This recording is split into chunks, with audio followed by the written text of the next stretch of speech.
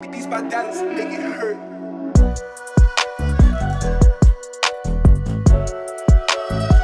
Hello everyone, welcome to Padh Le 11th humanities. यार आज हम लोग बात करने वाले हैं ऐसे टॉपिक पे जिसके लिए तुम लोग यूनिट 1 का सिलेबस आने के बाद से काफ़ी ज़्यादा वेट कर रहे थे। तुमको पता था कि ये जो यूनिट 1 है वो MCQ बेस्ड है। तुम्हारा जो तुम्हारा यूनिट 1 या टर्म 1 बोल लो जिस चीज़ को, वो तुम्हारा MCQ बेस्ड है। तो उस चीज़ को कैसे करना है, उस चीज़ के लिए पढ़ना कैसे है, पढ़ने में कोई चेंज आने वाला है क्या, इस चीज़ पे थोड़ा डिटेल में बात करेंगे। आज हम लोग बेसिकली इस बारे में बात करने वाले हैं कि जो तुम्हारे नोट्स हैं, जो तुम पढ़ते हो, जिसको तुम पढ़ के फिर बनाते हो, बेसिकली एक ही चीज़ की बात कर रहे हैं, तो उसके साथ करना क्या है।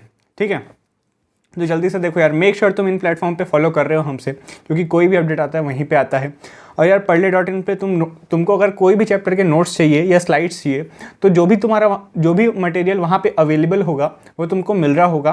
तो मेक श्योर तुम वहाँ पे जाके चेकआउट कर रहे हो। ठीक है, तो यार पहला चीज़ आता है तुम्हारा, अब चलो टॉपिक पे आओ। पहला चीज़ आता है कि पढ़ें कैसे, पढ़ने में कोई चेंज है क्या?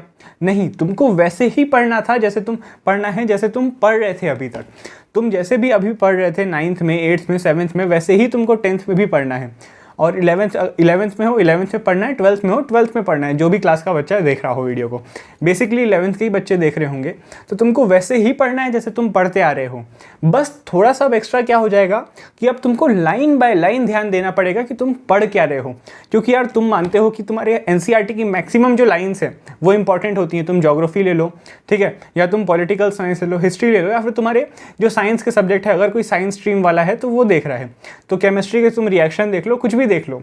तो अब तुम्हारी लाइन बाय लाइन इंपॉर्टेंट होगी। ठीक है, तुम्हारी वो किसी भी लाइन को MCQ में कन्वर्ट करके दे सकते हैं।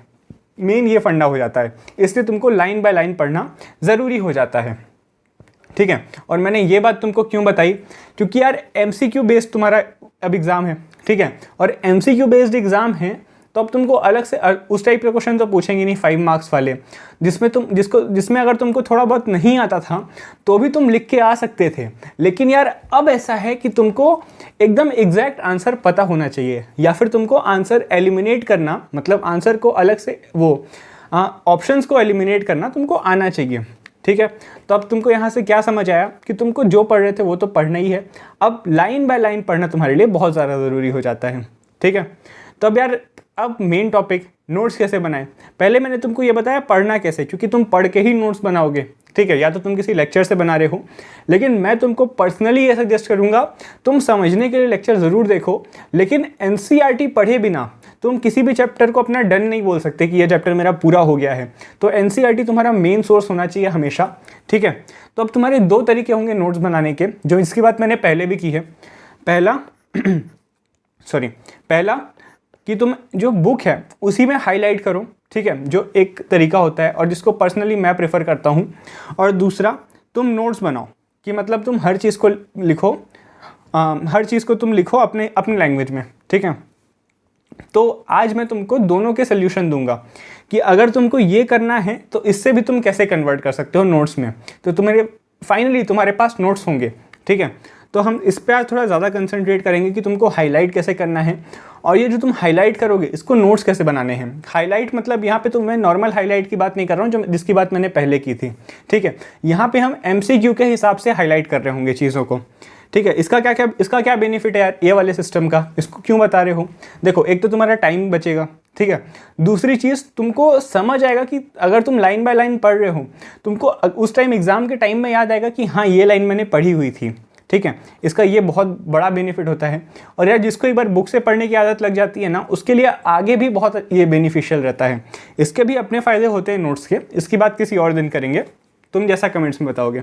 ठीक है, तो अगर तुम चाहते हो उस पर बात करने का तो अलग से बता सकते हो। तो आज हम बात कर रहे होंगे कि तुम्हारी NCERT को हाईलाइट कैसे करना है। फिर नोट्स की बात क्यों कर रहे हो भैया आप? आज तो नोट्स की ये बात कर रहे थे कि नोट्स कैसे बनाने हैं। तो यार नोट्स की बात मैं इसलिए कर रहा हूँ, तुम हाईलाइट करोगे, ठीक है, तो तुम्हारी फर्स्ट रीडिंग हो गई। इसके बाद तुम रिवीजन भी तो करोगे, तो जब तुम रिवीजन करोगे तो तुम इन्हीं लाइंस को अपने वर्ड्स में बस लिख रहे होगे, सिर्फ इन लाइंस को। क्यों? क्योंकि इसमें इंपॉर्टेंट तुमने जो भी तुमको इंपॉर्टेंट लगा MCQ के हिसाब से तुमने हाईलाइट कर लिया। ठीक है, फिर उसको तुमने अपने लैंग्वेज में लिख लिया, तो तुम्हारा रिवीजन भी हो गया और साथ में तुम्हारे नोट्स भी बन गए, जिनकी बात कर रहा था मैं। ठीक है। तो हम फाइनली इस स्टेज में पहुंच गए। ये हालांकि थोड़ा अलग स्टेज होता है, यहाँ पे तुम बहुत चीज़ें लिख रहे होते हो, लेकिन आज हम एकदम पर्टिकुलर ऑब्जेक्टिव बेस्ड चल रहे हैं। ऑब्जेक्टिव बेस्ड मतलब तुम्हारे MCQ के हिसाब से, ठीक है। तो अब ये करना कैसे है ये देख लो थोड़ा सा। जैसे मैंने तुम्हारे इंडिया लोकेशन ये चैप्टर का पूरा बता के रखा है। जैसे तुम पढ़ना चालू करोगे बहुत सारी चीज़ लिखेगी जो तुम्हारे इंपॉर्टेंट वर्ड्स हैं, ठीक है, जो तुम्हारे डायरेक्टली पूछ सकते हैं। जैसे कि India territorial limit further extends towards the sea up to dash, ठीक है, ये तुम्हारा सीधे सीधे बन रहा है। तो तुम्हारा 12 नॉटिकल माइल्स, और 12 nautical miles equal to what, तो ये तुम्हारा यहाँ पे 21.9 किलोमीटर, यहाँ से तुम्हारा सीधे सीधे बन रहा है, ठीक है। मैंने देखो सब हाईलाइट नहीं किया है, तुम्हारा सिर्फ ये वर्ड हाईलाइट किया है। ऐसे ही यहाँ और यहाँ पे भी मेरे को ये लगा, मैंने साइड में स्टार बना लिया। अब ये तुम्हारे ऊपर है, ये मेरा एक पर्टिकुलर तरीका था जो मैंने तुमको बता दिया। अब इसके बाद तुम क्या करोगे, जो तुम्हारे इंपॉर्टेंट जो भी तुमको लग रहा है हाईलाइट करोगे, वही चीज़ जो मैंने अभी ऊपर की है। नीचे देखो यहाँ पे क्या है, तुम्हारे 4 डेटा दिए हुए हैं, ये डायरेक्टली तुम्हारे 1 मार्क्स में पूछ सकता है। 1 मार्क्स मतलब MCQ में पूछ सकता है, ठीक है। इस तरह तुम्हारे डिग्री की बात हो गई, यहाँ पे लैटिट्यूड 30 डिग्री के हिसाब से आसपास। तो इस तरह तुमको जितना भी लगे, देखो जैसे मल्टीपल्स ऑफ 7/7.30 पे तुम्हारी लॉन्गिट्यूड होती है। तुम्हारे जो स्टैंडर्ड मेरिट जो तुम्हारा स्टैंडर्ड टाइम है इंडिया का, वो तुम्हारे वर्ल्ड के स्टैंडर्ड टाइम से 5 घंटे 30 मिनट आगे चलता है। जो वर्ल्ड का स्टैंडर्ड टाइम है उसको GMT बोलते हैं, ग्रीनविच मीन टाइम। तो यहाँ पे मैंने GMT लिख लिया शॉर्ट में। तो इस तरीके से तुम कर सकते हो। इसका PDF तुम बोलोगे तो तुमको वहाँ मिल जाएगा टेलीग्राम पे। तुम्हें मुझे कमेंट्स में बताना पड़ेगा कि तुमको चाहिए नहीं चाहिए, तो ये चीज़ तुमको मिल रही होगी, ठीक है। इस तरह यार अब तुमको जो यहाँ पे मैप वर्क रहता है तुम्हारे ज्योग्राफी में, वो तुम्हारा one of the most important रहता है। और तुम्हारा बुक में हाईलाइट करने का ये फ़ायदा होता है कि तुम देखो कॉपी में नोट्स कॉपी में तुम मैप एकदम परफेक्ट बना नहीं पाओगे, और तुमको हर बार बुक खोलनी पड़ेगी।